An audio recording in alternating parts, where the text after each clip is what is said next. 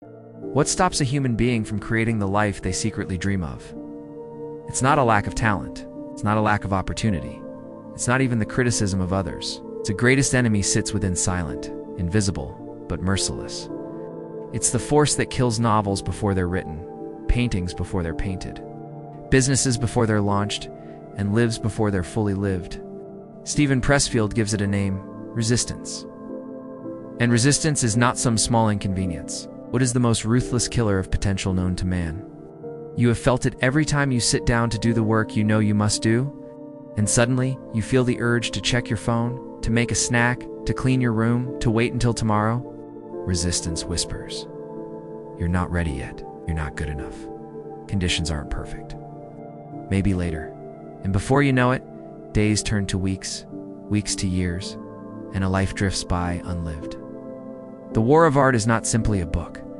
It is a declaration of battle, call to arms against the internal enemy that robs us of our destiny. Pressfield begins with a harsh truth. Most of us are living shadow lives. We live close to what we truly want, but never inside it. We settle for safe careers, distractions, or shallow pursuits, because to chase the thing that matters most is terrifying. To write the novel, to start the business, to change the world, that's risky. It demands everything. And so we rationalize, we procrastinate, we pretend.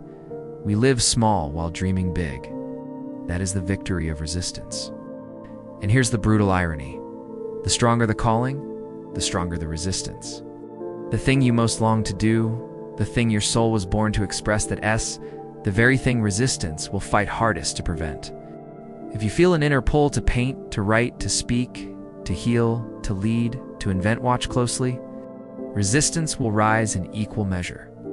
Fear, doubt, distraction, excuses, all will conspire to stop you, because resistance knows the truth.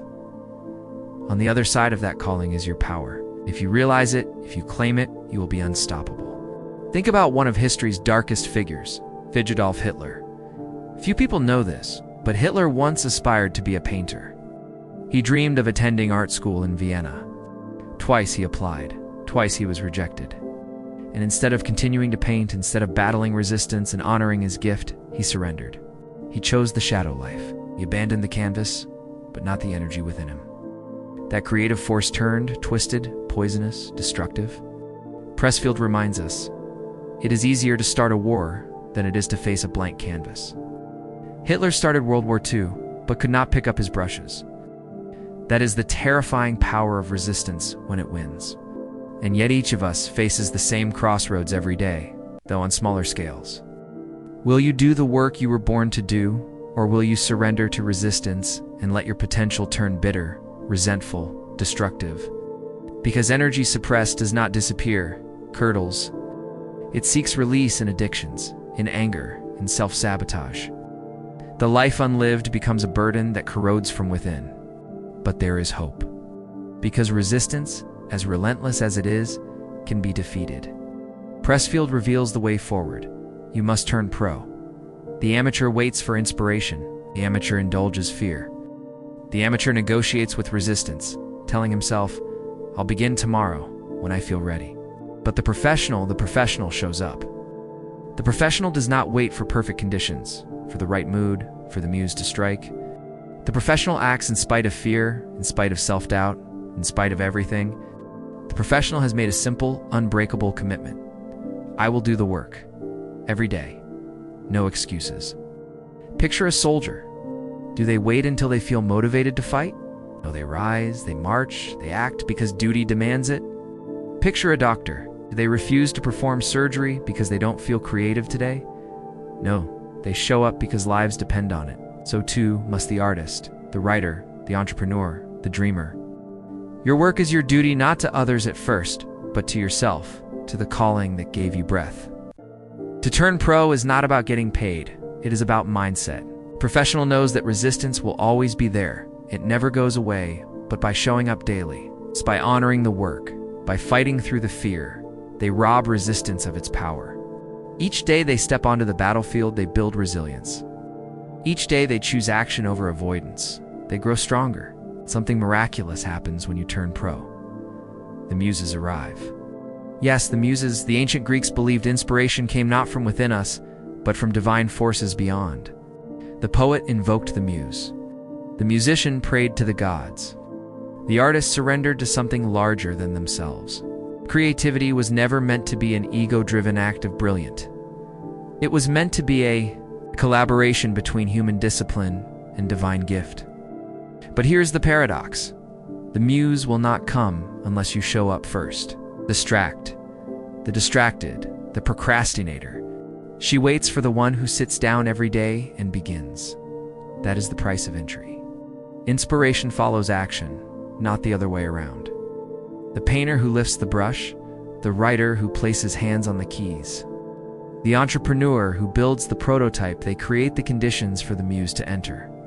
And when she does, the work takes on a life of its own. Ideas flow from unknown places. Words appear you never planned. Music emerges as if whispered from another world.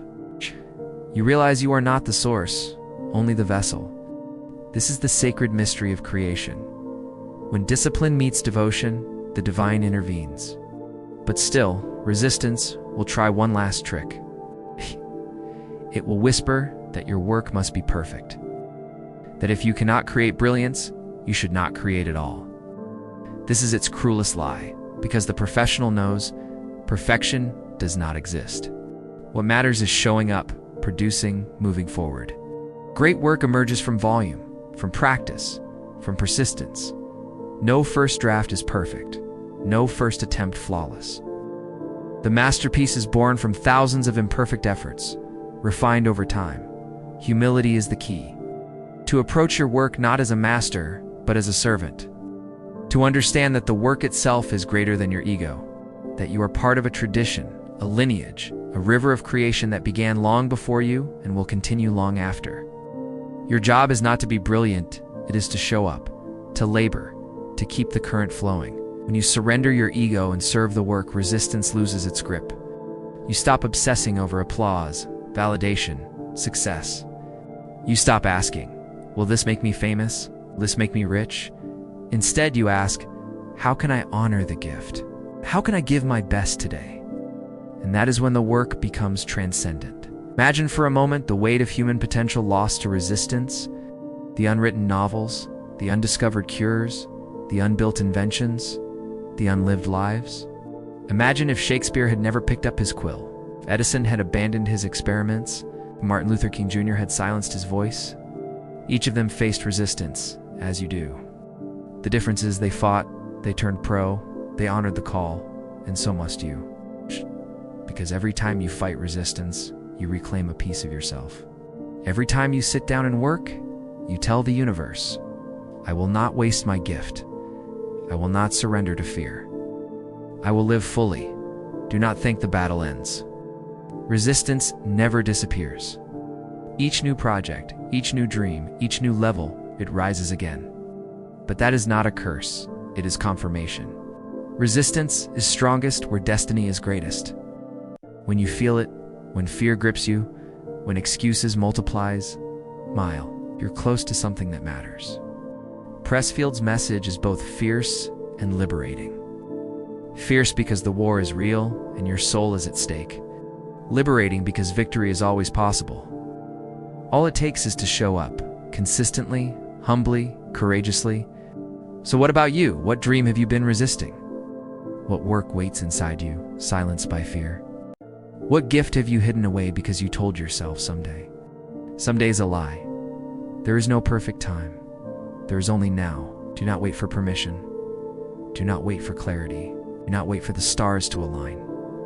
Begin. Step onto the battlefield. Face resistance and declare, not today, not this time. Show up for your work. Show up for your soul. Because when you do, you will discover something astonishing. The work was never just about the painting, the book, the business. It was about you. It was about becoming who you were meant to be. This war is not against the world outside.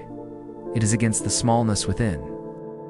And when you conquer that, when you rise above resistance, you don't just create art too, create yourself. Where is your call to arms? Pick up your pen, your brush, your instrument, your tools. Sit down before the blank page, the empty canvas, the unbuilt dream, and begin. Not tomorrow, not later now. Because the world does not need another person waiting. The world needs you, fully alive, fully engaged, fully at war with resistance. The world needs the work that only you can bring.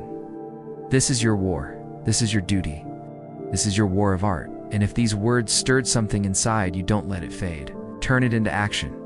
Choose one thing you've been resisting. Commit to it today.